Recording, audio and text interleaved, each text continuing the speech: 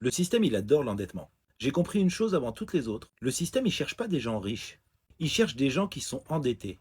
Un homme qui n'a pas de dette, il est imprévisible. Il peut partir, il peut refuser, il peut ralentir. Quelqu'un qui est endetté, par contre, c'est tout l'inverse. Lui, il est lisible. Il a un rythme, une trajectoire. Il a un futur, il est déjà écrit en échéance. Plus tu dois de l'argent et plus tu deviens intéressant.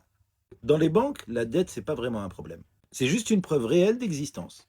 On te félicitera jamais pour ce que tu as déjà. On va te féliciter pour ce que tu acceptes de devoir. Je l'ai vu très tôt, mais sans encore le formuler. À chaque fois que j'élargissais une limite, à chaque fois qu'on m'offrait une possibilité, le discours, lui, c'était toujours le même. Il était chaleureux, flatteur, encourageant. Jamais un mot brutal, jamais un mot honnête. On ne parle pas de dépendance, on te parle de souplesse. On ne te parle pas de dette, on te parle de facilité. Et on ne te parle pas de contrainte, on te parle de liberté. C'est un langage qui est super bien huilé. Le système, il t'attaque pas, il t'attaquera jamais. Il va plutôt te séduire. Il te parlera toujours comme un ami qui te veut du bien. Mais est-ce que tu sais vraiment où est-ce qu'il t'emmène? Dans ce monde-là, le mot client, c'est juste une forme de politesse. Le vrai mot, c'est débiteur. Mais personne ne te le dira.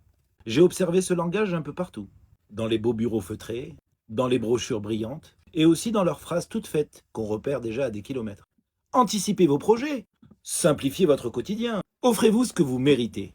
Toujours le futur, toujours le désir, jamais le présent. Le crédit, il n'est pas vendu comme une dette, juste comme une permission d'exister un petit peu plus fort que l'autre, le voisin. Et plus tu acceptes cette permission, plus le système te considère comme fiable. Et il est là tout le paradoxe. Tu crois que la banque, elle récompense la stabilité, mais en fait, elle récompense seulement l'engagement. Celui de toujours rester dans la boucle. Un premier crédit, ça te rend visible. Un deuxième, ça te rend intéressant.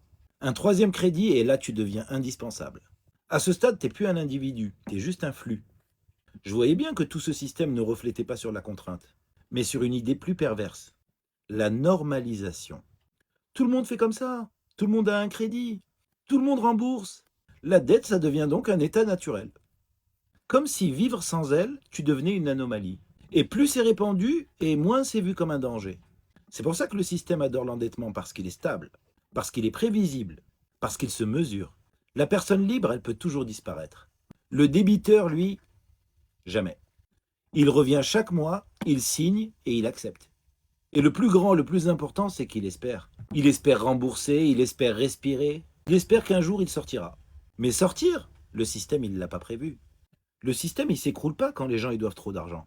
Il s'écroule quand les gens ils doivent plus rien. C'est pour ça qu'ils t'encouragent toujours à recommencer encore et encore.